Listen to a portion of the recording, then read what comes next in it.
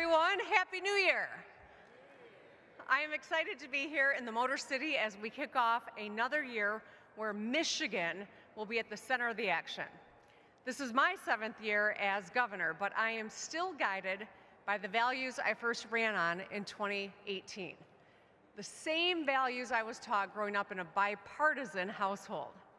In the Whitmer house, compromise was a good thing. You see, I just want to get things done. Things that make a real difference in Michiganders' lives so we can make people's lives better. And I'll work with anyone who is serious about solving problems. And I'll stand up to anyone who gets in our way. Heading into 2025, I'm really looking forward to working with Speaker Hall, Majority Leader Brinks, Leader Nesbitt, Leader Puri, and President-elect Trump. Michiganders elected both me and Donald Trump twice, just 2 years apart. Every one of us swore an oath to the people we serve. And the people expect us to find common ground, especially when it comes to lowering costs, creating good-paying manufacturing jobs, boosting research and innovation, and cutting red tape. Now, I don't want to pretend we're always going to agree, but I will always seek collaboration first. I won't go looking for fights. I won't back down from them either, because I'm not here to play games. I've got a job to do. And that brings me to why I'm speaking with all of you here at the Auto Show. Usually I wait until my State of the State address to lay out an economic vision, but this could not wait. This is a serious moment. Right now, the future of the entire auto industry is at stake. The very core of Michigan's economy is on the line. So today, let's talk about the road ahead. As you all know, there's ongoing global competition to build the future of the auto industry. And make no mistake, other states and nations like China are gunning for Michigan auto jobs. For America to win, we must all recognize that all of us are on the same team. Both our state and national economy depend on our ability to work together in Lansing and with our partners in DC. Today, almost 1.2 million jobs, 1/5 of Michigan workers, are employed directly or indirectly by the auto industry. Think about this. These individual jobs pay almost $72,000. That's higher than the median household income. Since I took office, automakers and suppliers have invested a combined $40 billion, that's billion with a B, into Michigan. Today, we're home to nearly 1/5 of all North American auto production. We also have the highest concentration of engineering talent, more than 1,000 independent auto suppliers and 62% of all American R&D spending in the auto sector. Everyone knows someone whose family and future relies on Michigan making cars and trucks. And that includes every one of us in this room. We all know just how much our economy relies on the auto industry. And that's why I'll fight alongside any company that invests in Michigan and creates jobs in Michigan. Together, we can support Michigan workers, from UAW men and women on the assembly line to countless others in R&D, engineering, design, sales, and more. In short, if the autos succeed, Michigan succeeds, and America succeeds.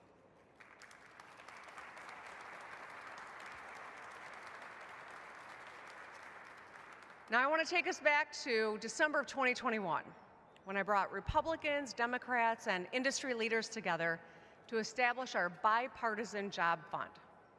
It worked. We won billions of dollars worth of transformational projects.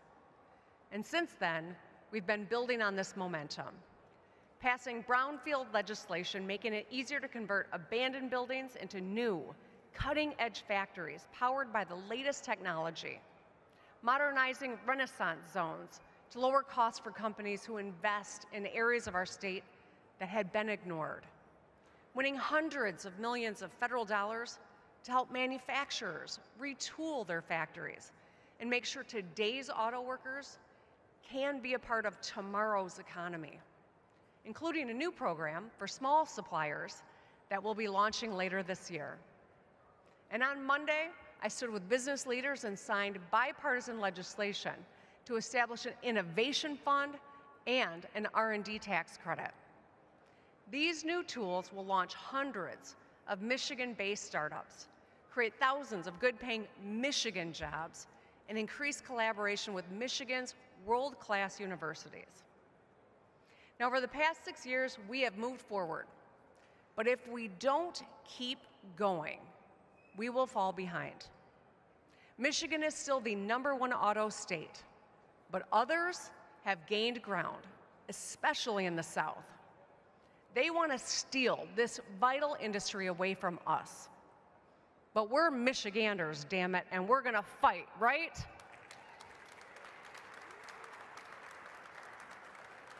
These other states like Georgia, Tennessee, South Carolina, and Kentucky know that once they secure a big auto, battery, or transmission plant, it not only creates thousands of good-paying plant jobs, but it also encourages other businesses up and down the supply chain to move too.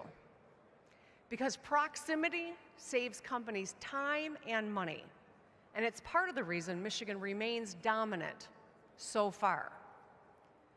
But make no mistake, these big factories have gravity.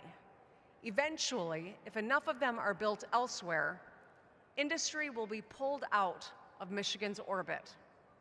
These other states are using every tool at their disposal. Some of them are just writing blank checks to companies. Well, that's bad policy. We can do this in a more thoughtful, more strategic way that's accountable to taxpayers. The truth is, today, we lack speed and flexibility to win, though. And the tools we do have are going away. It's also no longer enough to just have part makers and assembly plants. To compete in the 21st century today, we need battery factories, software companies, chip fabs, and startups too. What defines the auto industry is changing in front of us. It's evolving into the auto ecosystem. Now consider all the moving parts, the lines of code, the rare earth materials that go into every vehicle. Owning this ecosystem, top to bottom, is critical.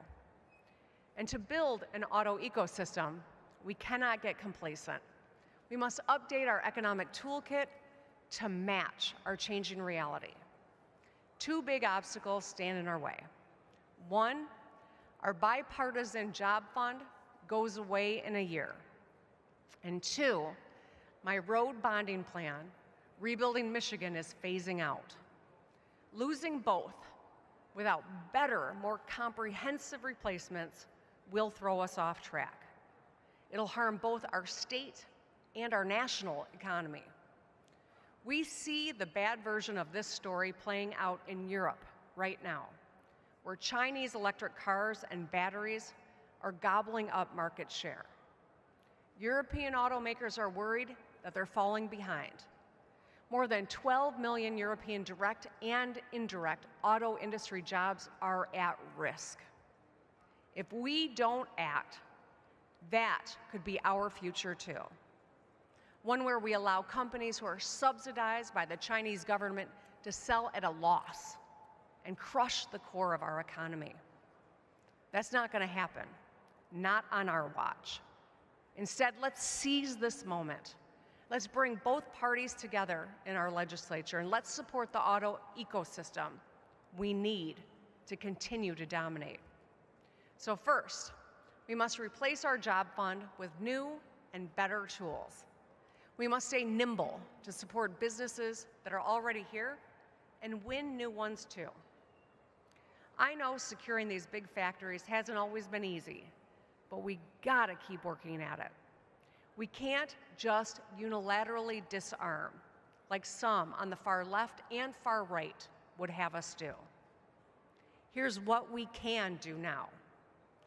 1, a new Make It in Michigan Auto Job Fund to help us close deals and move faster as we compete with other states and nations and land big factories and engineering and tech centers. 10 other states are already doing this. This is critical to design, engineer, and build the next generation of vehicles. We don't care what you drive, ICE, hybrid, or EV. We just care that it's made right here in Michigan by Michigan workers.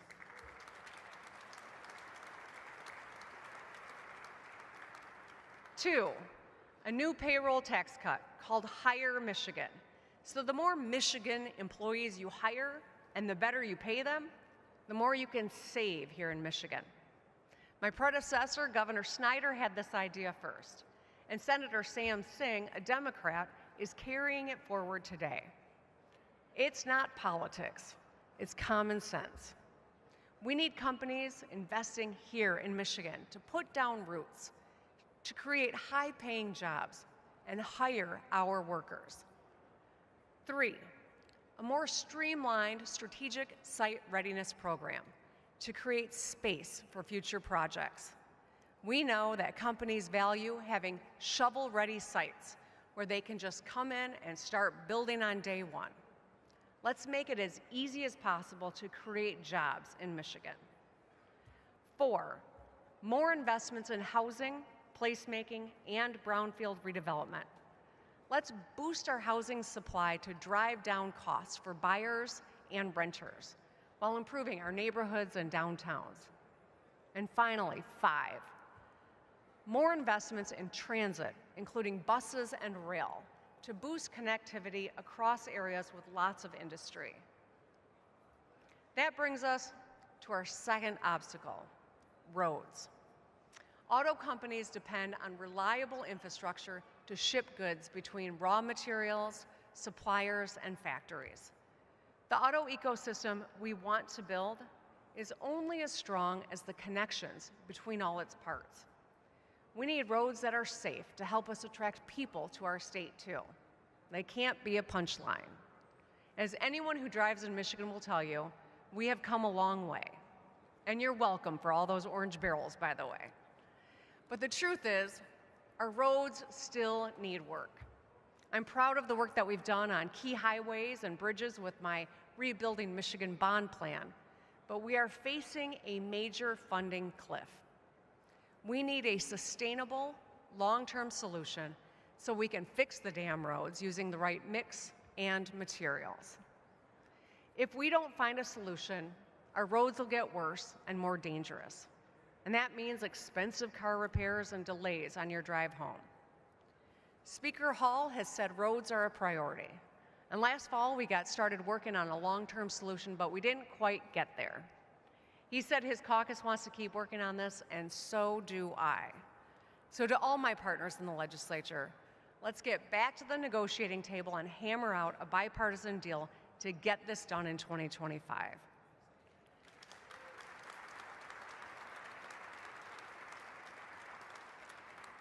You know, it's not easy, but fixing the roads means we all need to recognize some hard truths.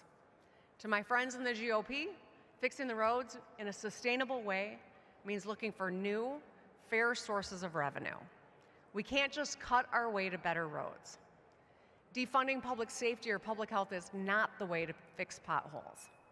And to my friends, my fellow Democrats, fiscally responsible cuts will need to be a part of the solution too. Michigan families and businesses have already tightened their belts because of high costs. We should do the same and focus our resources on the stuff that matters most: roads, school, safety. Let us lead by example. Both parties will have to compromise to do this right, and that's the way it ought to be. I'm still open to suggestions on both roads and jobs, and I don't care where or who they come from, so long as they're serious. What the people of Michigan will not accept is inaction. So the only bad idea is no idea. Moving on. Another key player in our auto ecosystem is right across the water, Ontario. We share culture, crops, craft brews, and some would say accents. Michigan is the Motor City, and Windsor is the automotive capital of Canada. Detroit-Windsor is the busiest active border crossing in North America, driving more than a quarter of the $700 billion of annual trade between our countries. We are still two different countries, right? All right, thank you, Quentin. We've seen what happens when our connection is put at risk. We saw the blockade of the Ambassador Bridge in 2022 and how hard it hit our auto and ag businesses. Hundreds of millions of dollars move across that border every day. And while we may not agree with our Canadian neighbors about everything, I'm proud of the relationship that we've built through agreements on cross-border electric vehicle testing, supply chains, trade, and job creation. Over the last few years, Canadian businesses have announced 26 projects in Michigan, creating over 4,000 jobs. Our relationship is strong and continues to get stronger. I met with Ontario Premier Doug Ford, a member of the Conservative Party, last month. The Gordie Howe Bridge, named after Mr. Hockey, opens later this year, and it's a symbol of our friendship and a driver of economic growth for decades to come. There's been a lot of talk about tariffs recently. I want to be clear, I am not opposed to tariffs outright, but we cannot treat them like a one-size-fits-all solution. And we certainly shouldn't use them to punish our closest trading partners. Doing so hurts all of us, damaging supply chains, slowing production lines, and cutting jobs on both sides of the border. Think about this. 70% of all the auto parts we make in Michigan go directly to our neighbors. Every time a Michigan auto part crosses over the border and gets taxed, those costs will be passed on to you and to consumers at the dealership. Sometimes those parts cross a couple of times throughout production. That means you'll pay more to buy a Silverado, or fix the engine of your Mustang, or replace the fender on your Jeep Grand Cherokee. The only winner in that equation is China. They would love nothing more than for us to watch us cripple Americans, our auto ecosystem, all by ourselves. This is a matter of national security. We cannot let that happen. And that's why my office has been in active discussion with Premier Ford's team and leadership from the Liberal Party to explore ways we can collaborate on tariffs, lower the cost of doing business, and protect Michigan's industry and consumers. Let's renew our commitment to a stronger relationship with our neighbors. And let's build a stronger auto ecosystem. And let's take on China together. Today, I've spoken about the road ahead, and I'm optimistic about our future because I know the journey that we've been on to get here. Over the past 6 years, I've signed more than 1,400 bipartisan bills and 6 balanced budgets. And to those who are keeping score at home, nearly 1,000 of those were under a Republican-controlled legislature. Since I took office, we've cut taxes by $1 billion for seniors and working families, secured nearly 40,000 auto jobs, built 50,000 units of housing, fed students free breakfast and lunch at school, replaced tens of thousands of lead pipes, and fixed nearly every major freeway. Our rainy day fund at an all-time high. State revenues are strong, GDP is up 35%, our credit rating is up, educational attainment, family wealth, and incomes are all up too.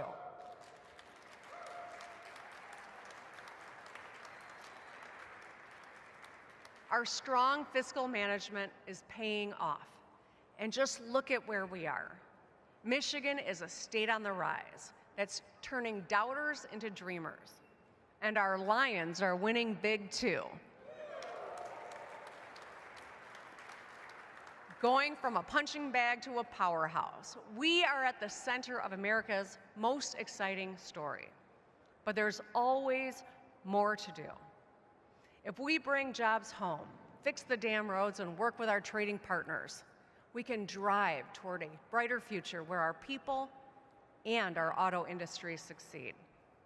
As Coach Campbell would say, we are built for this, man. Michigan is the auto industry, and the auto industry is Michigan. Our fates are linked. So let's pave the road ahead together. Thank you and enjoy the auto show.